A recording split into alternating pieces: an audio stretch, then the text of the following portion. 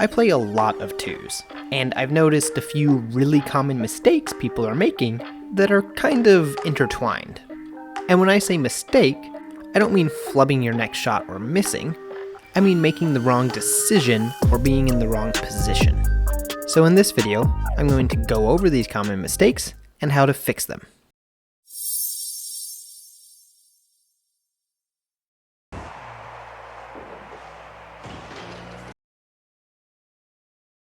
The first common mistake is leaving goal too early when you're on defense.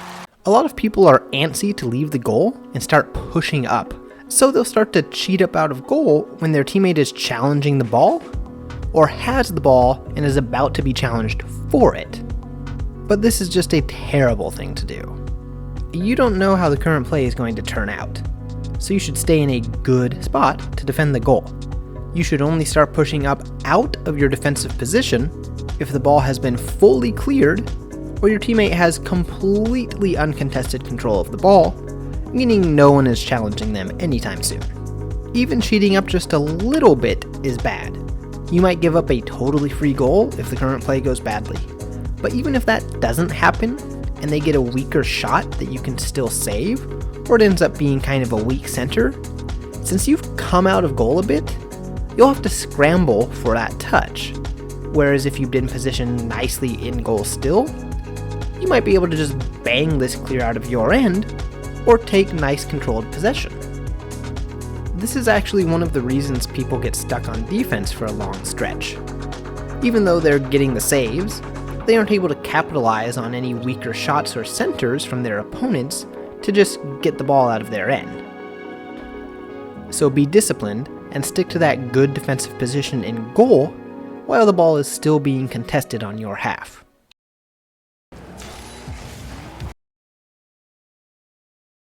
Passing seems like a good thing to do. You're using teamwork after all, and you can get some really sick goals out of it. But in twos, it's usually way too risky. A pass often commits both the passer and the receiver to the play, leaving no one to defend if things go south.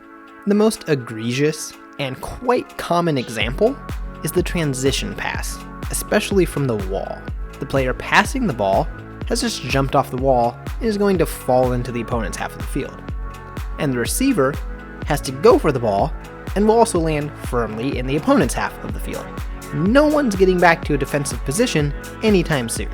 If your opponents react even barely well enough, they get a save, and they have free possession with a pretty good chance at a retaliation goal. And if the opponents react well and just straight up intercept your pass or get a good block, they just get a goal. And this style of pass, where you're passing it to the side and a bit forwards, are actually really easy for the opponents to get to if they're ready.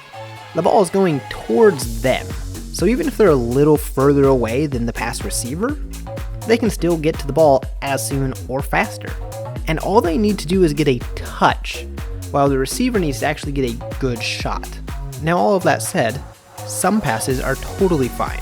A pass is usually good if it is a backwards pass, as you will not both be committed and the receiver clearly gets to the ball first before opponents. Or if you're passing to your teammate who's way up the field because they happen to be there, that's really just a clear with a bonus opportunity. But when it comes to those lateral or slightly forward passes, you should only be looking for those if both your opponents are still rotating back and out of position, or if you've got a 2v1 and there's a ton of space so that they can't intercept it.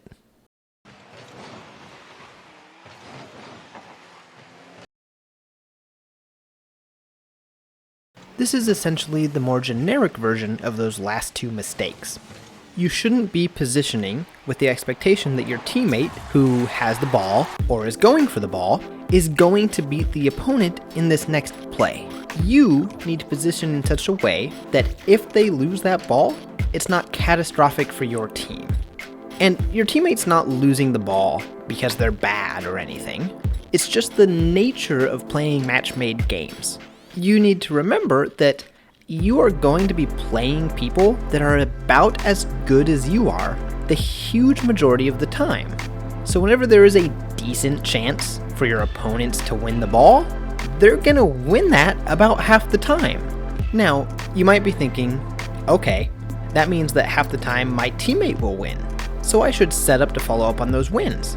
But that's just not a good trade-off. In a lot of scenarios where your teammate and the opponent are going for the ball, if you position up aggressively, you're going to give up some totally free goals.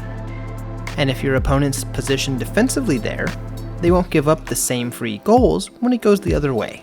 Of course, it's a bit more complicated than that, but a more in-depth look would be an entire video by itself, which I might do in the future. So if you want to see a more in-depth look at that, let me know in the comments.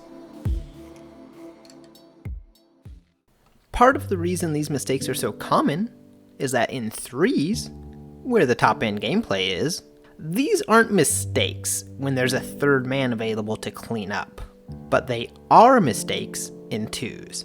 So remember, don't leave goal too early, don't set up or go for risky passes, and don't count on your teammate to win challenges. Oh, one more mistake you'll want to avoid making is missing any of my videos. So make sure you subscribe and hit that little bell icon to get notifications. And if there's any mistakes I've made, be sure to let me know in the comments. Thanks for watching.